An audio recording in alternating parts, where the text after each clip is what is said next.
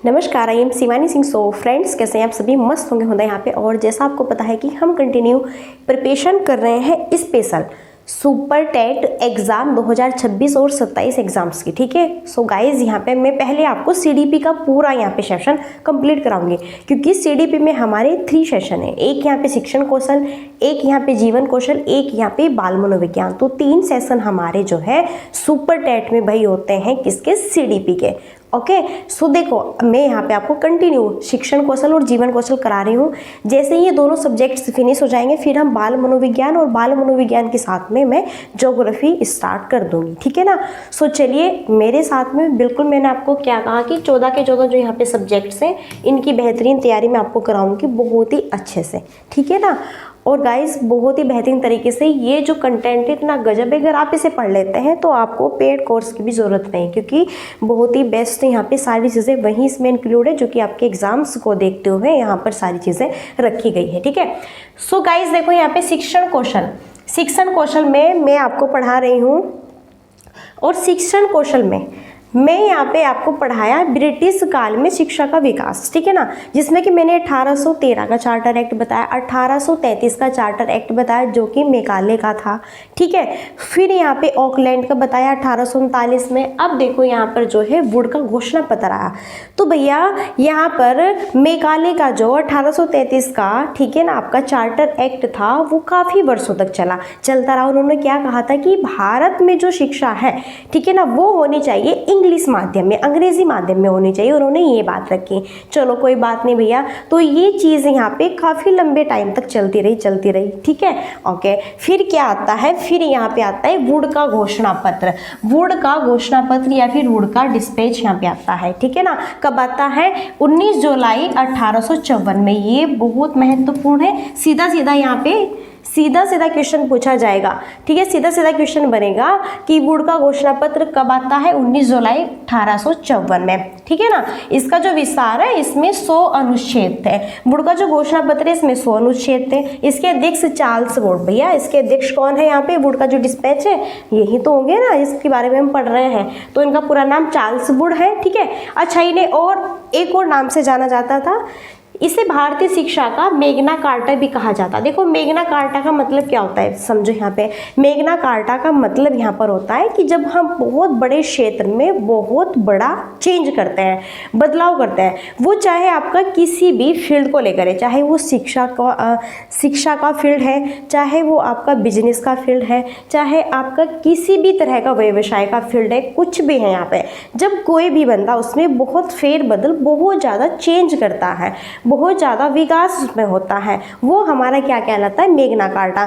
तो जैसा 1833 का जो मेकाला का यहाँ पे चार्टर एक्ट आया था, मेकाले का, ठीक है ना, तो उन्होंने भैया जो भी यहाँ पे किया था, तो उसकी शिक्षा नीति में अब वुड ने बहुत ज़्यादा क्या किया है? फेरबदल किया है। उसकी सारी चीज़ों को नकार दिया वुड के घोषणा पत्र ने।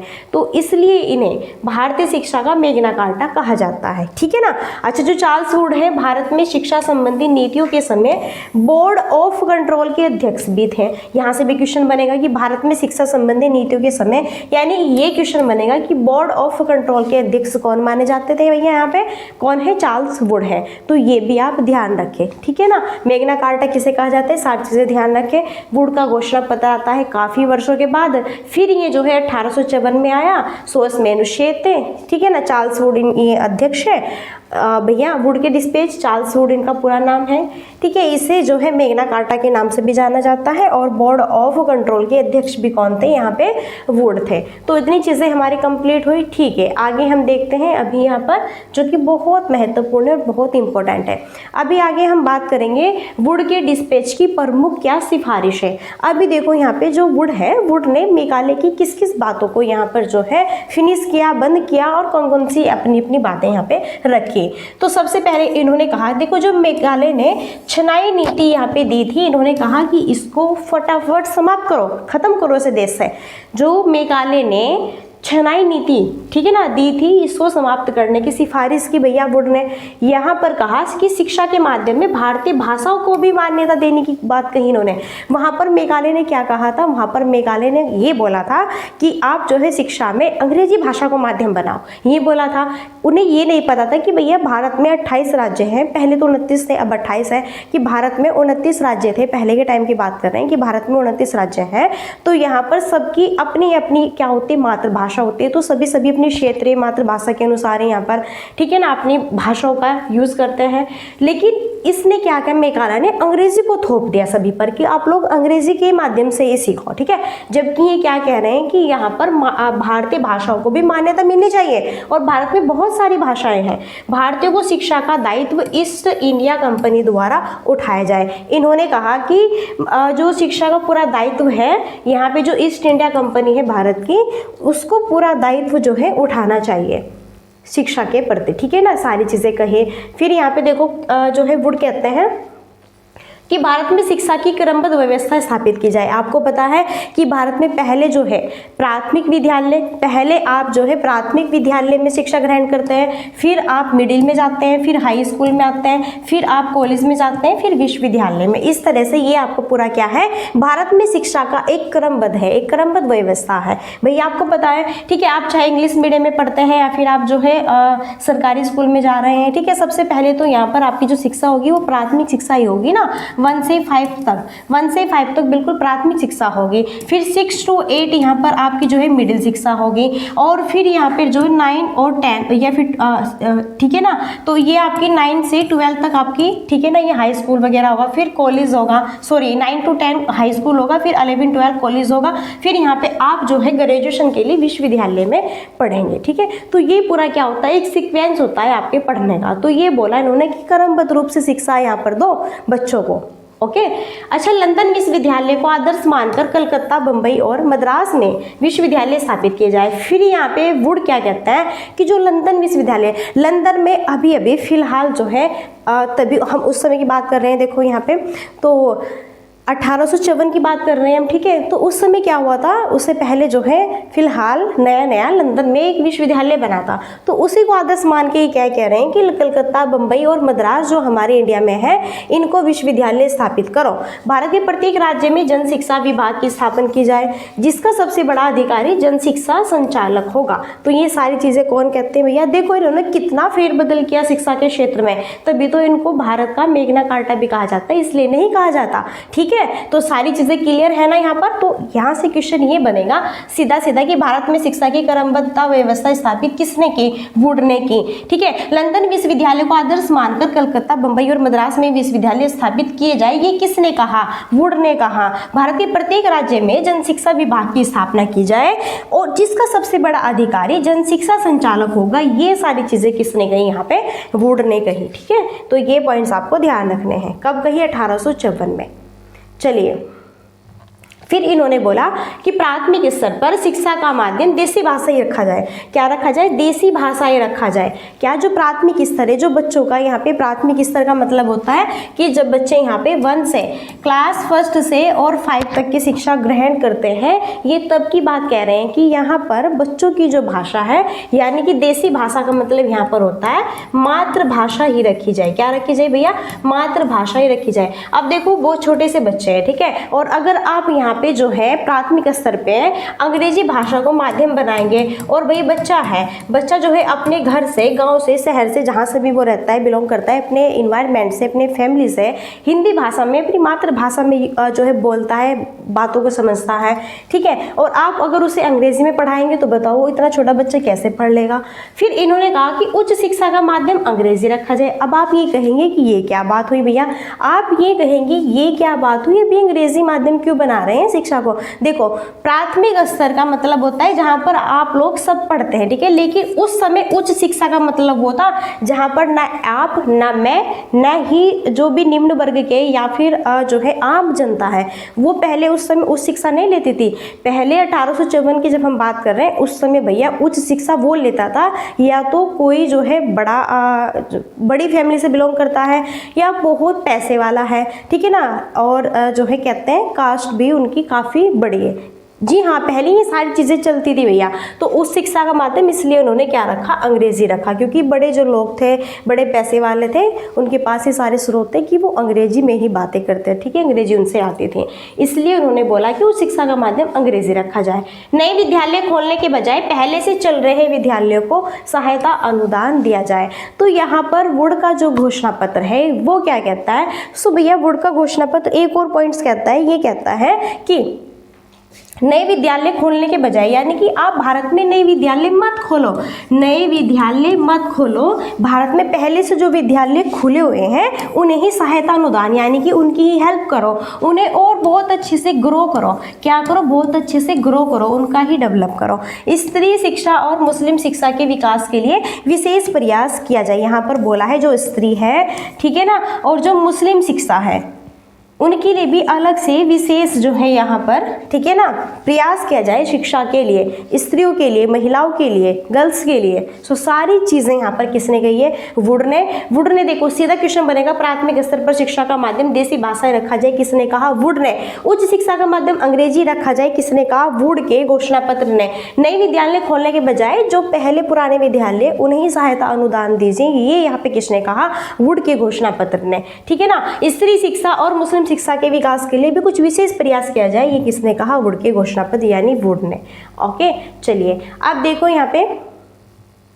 यहाँ पर देखो, ये अब जो मैंने आपको पढ़ाया वो मैंने आपको लॉन्ग टर्म में पढ़ाया, ठीक है। ये जो वुड डिस्पेच 1854 है, अब इसे हम परीक्षा के महत्व से देखते हैं कि आप कैसे याद रखें, कैसे शॉर्ट फॉर्म में याद रखें, ठीक है ना। तो भैया जी आप जो है इसे कैसे याद रख सकते हैं परीक्षा के माध्यम से, बताओ कैसे याद रख सकते हैं। चलिए फटाफट यहाँ पर अब हम देखते हैं। देखो, शिक्षा का मेघना कार्टा किसे कहा जाता है, वुड को। कलकत्ता, बम्बई, मद्रास विश्वविद्यालय की स्थापना की सिफारिश किसने की, वुड ने। जन शिक्षा विभाग की स्थापना किसने की, वुड ने। देखो, ग्रांट इन एंड प्रणाली किसने चलाई, वुड ने चलाई। स्त्री शिक्षा पर जोर किसने दिया, वुड ने दिया। प्राथमिक शिक्षा में देसी भाषाएं रखी जाए, किसने कहा, वुड ने। उच्च शिक्षा में अंग्रेजी भाषा रखी जाए, किसने कहा, यहाँ पे वुड ने। तो ये शॉर्ट फॉर्म में आपके लिए लड्डू है, तो फटाफट आप इसे खा लीजिए। ओके, चलिए अब आगे बढ़ते हैं, हम नेक्स्ट देखेंगे यहाँ पे इनके और पॉइंट्स है।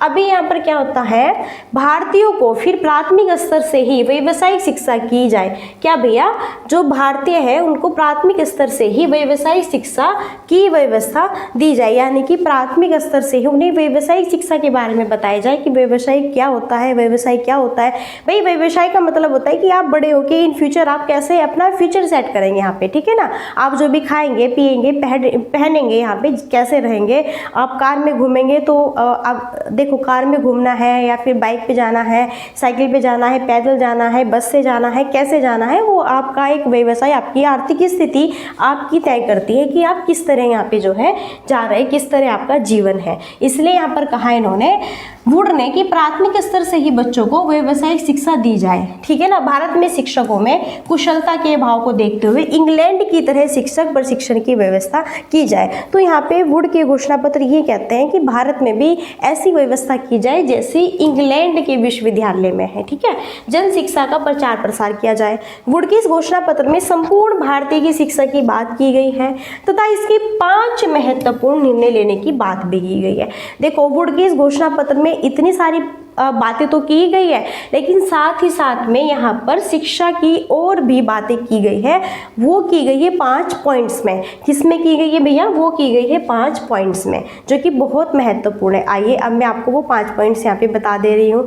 देखो, मैंने कहा था ना कि हम थोड़ा थोड़ा पढ़ेंगे, हम यहाँ पर थोड़ा थोड़ा पढ़ेंगे, लेकिन उतना पढ़ेंगे जितना कि हमें समझ आना चाहिए, हमारे लिए इम्पोर्टेंट हो और हमें वो चीज़ें याद हो जाए। अब मैं पढ़ाने को आपको ये सारे के सारे एक्ट एक बार में फिनिश करा सकते हो, लेकिन क्या होगा, न तो आपको इंटरेस्ट आएगा, न ही मैं सही से पढ़ा पाऊंगी, ठीक है, क्योंकि वीडियो फिर काफ़ी लॉन्ग हो जाएगी। इसलिए सिर्फ और सिर्फ हम बस यहाँ पे 20-20 मिनट की ही अपना क्या रखते हैं भैया, सेशन रखते हैं। अभी देखो, वुड ने और 5 महत्वपूर्ण विशेषताएं क्या बताई कि जो प्राथमिक और जो माध्यमिक विद्यालय है उनकी संख्या बढ़ाई जाए। यहाँ पर कहा कि भारत में जो प्राथमिक स्तर है और जो माध्यमिक विद्यालय उनकी संख्या बढ़ा दो, ठीक है। और जो निजी प्रयास अर्थात देसी जो संस्थाएं हैं तथा मिशनरियों के प्रयासों को भी क्या दी जाए, वरीयता दी जाए। निजी प्रयास, ठीक है, देसी संस्थाओं। देखो, जो यहाँ पर पहले से खुले हुए हैं, कुछ ऐसा भी तो होता है है कि भैया आप भी अपने अनुसार देखो, अगर आपके पास पैसा है, सब कुछ है, तो बिल्कुल आप स्कूल खोल के आप छोटे बच्चों को या फिर आप जो है जैसे भी जिस भी क्लास के बच्चों को पढ़ाना चाहते हैं, बिल्कुल आप अपने घर पे स्कूल्स खोल के पढ़ा सकते हैं। पूरी व्यवस्था है, सारी चीज़ें, ठीक है। शिक्षा में छात्रवृत्ति की भी मांग की, क्या भैया कि शिक्षा में स्कॉलरशिप भी दी जाए बच्चों को। क्या दी जाए? बच्चों को प्राथमिक स्तर पे बच्चों को क्या दिया जाए, यहाँ पे माध्यमिक शिक्षा में भी और हाई स्कूल में भी बच्चों को क्या दी जाए, छात्रवृत्ति दी जाए। यहीं पर निश्चय धन की नीति को बंद किया जाए। क्या? निश्चय धन की जो नीति है उसको बंद किया जाए। भारतीय भाषाओं को क्या किया जाए, प्रोत्साहित किया जाए यहाँ पे, ठीक है। बहुत सारी चीज़ें देखो, जो निश्चय धन मैंने जो आपको मेकाले का जो मैंने यहाँ पे आपको चार्टर एक्ट पढ़ाया था, तो उसमें उन्होंने छनाई निषेधन की जो शिक्षा बताई थी, उन्होंने क्या कहा था कि पहले उच्च वर्ग वालों को अंग्रेजी भाषा में शिक्षा दो, फिर ये जो उच्च वर्ग वाले हैं ये क्या करेंगे भैया जी, निम्न वर्ग वालों को छन कर शिक्षा देंगे। क्या यही एक इस तरह का माध्यम होता है शिक्षा का कि आप ऐसे शिक्षा दो? बताओ। तो ये चीज़ इन्होंने बोला है कि इसे बंद करो। ऐसा नहीं है, सभी को समान रूप से शिक्षा मिलेगी। और प्राथमिक विद्यालय है, ठीक है, यहाँ पे माध्यमिक है, हाई स्कूल है और फिर कॉलेज है और फिर यहाँ पे विश्वविद्यालय, तो जिसको भी पढ़ना है, जैसे पढ़ना है वो पढ़ सकता है, ठीक है। ये नहीं कि यहाँ पर पहले उच्च वर्ग वाले ही बच्चों को शिक्षा दी जाएगी और बाद में वे लोग निम्न वर्ग वालों को शिक्षा देंगे, ऐसा कुछ नहीं है। इसलिए कि यहाँ पे जो निश्चय धन की नीति है जो मेघालय ने चलाई थी, ये यहाँ पर इन्होंने बिल्कुल फिनिश करती है, ठीक है ना। तो बताइए सेशन समझ आया कि नहीं आया? एक बार फिर से मैं आपको यहाँ पे रिपीट करके सारी चीज़ें बता दे रही हूँ। आज हमने क्या पढ़ा? वुड का घोषणा पत्र। क्या पढ़ा भैया जी? हमने पढ़ा है वुड का घोषणा पत्र, वुड का डिस्पैच। बताओ फटाफट कब आया? तो यहाँ पे याद रखना है आपको ये डेट, 19 जुलाई 1854। इसमें कुल कितने अनुच्छेद थे भैया? तो जो यहाँ पे वुड का घोषणा पत्र था इसमें, ठीक है ना, इनके इसमें घोषणा पत्र में 100 अनुच्छेद थे और इसके अध्यक्ष खुद स्वयं है ही चार्ल्स वुड। अच्छा, चार्ल्स वुड को भारत का मैग्ना कार्टा भी कहा जाता है। मैंने बताया मैग्ना कार्टा किसे कहा जाता है, क्योंकि इन्होंने शिक्षा के क्षेत्र में बहुत सारा चेंज किया, बहुत सारा विकास किया, इसलिए इन्हें क्या कहा जाता है? भारत का, ठीक है ना, भारतीय शिक्षा का मैग्ना कार्टा कहा जाता है। अच्छा, और इनको बोर्ड ऑफ कंट्रोल के अध्यक्ष भी कहा गया, किसको? चार्ल्स वुड को। चलिए, फिर मैंने कुछ सिफारिशें बताई कि इन्होंने मेकाले की छनाई नीति को बंद किया, भारतीय भाषाओं को इन्होंने यहाँ पे समानता दी, ईस्ट इंडिया कंपनी के द्वारा इन्होंने ये कहा कि आप अपना दायित्व निभाएं। फिर इन्होंने क्या बोला कि भारत में शिक्षा की क्रमबद्ध व्यवस्था की स्थापना करो। पहले जैसे प्राथमिक विद्यालय है, पहले प्राथमिक विद्यालय, ठीक है ना, पहले प्राथमिक यहाँ पे, फिर यहाँ पे जो है मिडिल विद्यालय, फिर हाई स्कूल, फिर कॉलेज यहाँ पे, फिर विश्वविद्यालय, इस तरह से सिक्वेंस वाइज आप पढ़ाओ। फिर इन्होंने कहा कि लंदन जो विश्वविद्यालय इसे आदर्श मानकर आप भारत में जो कलकत्ता, मुंबई और जो मद्रास विश्वविद्यालय उनको स्थापित करो, ठीक है। जन शिक्षा संचालक यहाँ पर होगा, जन शिक्षा विभाग की भी इन्होंने स्थापना की। फिर यहाँ पर इन्होंने क्या कहा कि जो प्राथमिक स्तर है, प्राथमिक स्तर पर शिक्षा का माध्यम देसी भाषा यानी कि मातृभाषा होनी चाहिए। क्या होनी चाहिए? मातृभाषा होनी चाहिए। उच्च शिक्षा का माध्यम अंग्रेजी ही रखो, ठीक है। फिर इन्होंने कहा कि नए विद्यालय खोलने की कोई जरूरत नहीं है, पहले से जो भारत में विद्यालय खुले हैं उन्हें ही सहायता अनुदान करके उन्हें ही ग्रो करो आगे। स्त्री शिक्षा और मुस्लिम शिक्षा पर काफ़ी इन्होंने जोर दिया, ठीक है। फिर देखो, ये मैंने कुछ आपको शॉर्ट फॉर्म में पढ़ाए थे कि इतनी बातें यहाँ पे वुड के डिस्पैच में कही गई है, जिससे कि आप याद रखेंगे। फिर यहीं पर भारतीयों को प्राथमिक स्तर से ही व्यावसायिक शिक्षा की जाए, ये भी मैंने बताया था, प्राथमिक स्तर से ही व्यावसायिक शिक्षा दी जाए बच्चों को। ये किसने कहा? वुड ने कहा अपने घोषणा पत्र में, ठीक है ना, ध्यान रखो। फिर इन्होंने ये कहा कि इंग्लैंड की तरह शिक्षक प्रशिक्षण की व्यवस्था करो, भारत में जन शिक्षा का प्रचार प्रसार करो। और फिर वुड ने शिक्षा की इन पद्धतियों को देखते हुए 5 और महत्वपूर्ण बातें कही। इन्होंने 5 और महत्वपूर्ण बातें कौन कौन सी कही? तो यहाँ पर देखो, इन्होंने बोला कि प्राथमिक और माध्यमिक विद्यालयों की संख्या बढ़ाओ फटाफट, और निजी प्रयास, ठीक है ना, निजी प्रयास अर्थात देसी संस्थाओं या फिर मिशनरियों के प्रयासों को वरीयता दो। शिक्षा में छात्रवृत्ति लाओ भैया। निश्चय धन जो मेघालय की यहाँ पे दी हुई थी छनाई वाली, उसे बंद करो। भारतीय भाषाओं को प्रोत्साहित किया जाए। ये सारे पॉइंट्स किसने कहे यहाँ पर? सभी के सभी पॉइंट्स यहाँ पर कौन कहते हैं? वुड कहते हैं। वुड का घोषणा पत्र कब आया? 1854 में। तो ये आपको ध्यान रखना है, ठीक है। तो यहाँ पर देखो, सबसे पहले हम बात कर रहे हैं ब्रिटिश काल में शिक्षा का विकास कैसा रहा। था। तो सबसे पहले हमने 1813 का चार्टर एक्ट देखा, जिसमें कि एक विवाद खड़ा हो गया था, प्राच्य पाश्चात्य विवाद। फिर ये विवाद आता है 1833 के, ठीक है ना, 1833 के चार्टर एक्ट में। फिर यहाँ पर ये जो है गवर्नर जनरल होते हैं विलियम बेंटिंक, बहुत परेशान हो जाते हैं। फिर ये सौंपते हैं किसको, नया कानून बनाते हैं मेकाले को। तो मेकाले अपनी नीति चलाता है और जो है भारत में जो है अंग्रेजी भाषा का माध्यम बना देता है पढ़ाई में, शिक्षा के क्षेत्र में, ठीक है ना। फिर यहाँ पर बहुत काफ़ी वर्षों बाद ये चलता रहता है, मेकाले की नीति चलती रहती है। फिर यहाँ पर आता है वुड का घोषणा पत्र 1854 में। ये कहते हैं कि फटाफट पहले तो मेकाले की ये जो इन्होंने बताई सारी चीज़ें ये बंद करो, ठीक है ना, ये क्या करो, बंद करो। इन्होंने अपने अनुसार सारी चीज़ें यहाँ पे रखी और बताई। सो प्लीज़ आई होप आपको सेशन अच्छा लगा होगा, बढ़िया यहाँ पे। तो देखो इसी तरह से बेस्ट कंटेंट चाहिए अगर आपको, तो आप हमें फॉलो करें, ठीक है ना। फटाफट एग्जामिनेशन हब चैनल को सब्सक्राइब करें, क्योंकि यहाँ पर सबसे बेस्ट क्लासेस आपको मिलेगी और सबसे बेस्ट कंटेंट के साथ में। सो गाइस चलिए फिर अब यहीं पर हम मिलते हैं नेक्स्ट सेशन में। और अगर सेशन में कोई भी प्रॉब्लम्स है, ठीक है ना, सो प्लीज़ आप नीचे बता सकते हैं कमेंट बॉक्स में कि जो है इस तरह पढ़ाओ या फिर और ऐसा लाओ, क्योंकि भाई जो आपको यहाँ पे कंटेंट दिया जा रहा है वो बिल्कुल आपके सिलेबस को देखते हुए, ठीक है, उसी आधार पर, और इतना बेहतरीन है कि यहाँ से कुछ भी छूटेगा नहीं। देखो जो सिलेबस में है उसी के बेस पर, कुछ ऐसे नहीं कि कुछ भी ऐसे वैसे पढ़ा दिया जा रहा है। तो चलिए मिलते हैं यहीं पे नेक्स्ट सेशन में, और तब तक के लिए so thanks for watching, keep study and bye bye, take care, जय हिंद जय भारत, नमस्कार।